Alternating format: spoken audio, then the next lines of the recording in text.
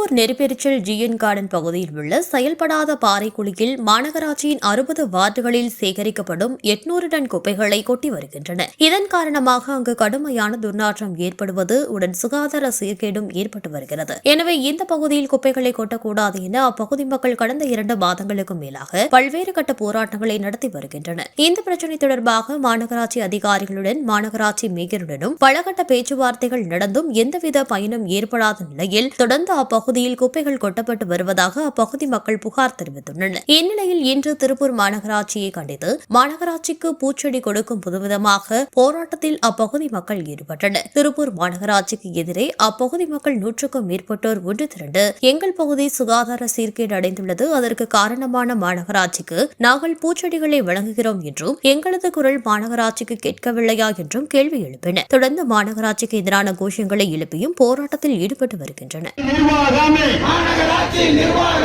smart இல்ல dust தான், சுத்தம் இல்ல குப்பை தான், சுத்தாது அமைதியான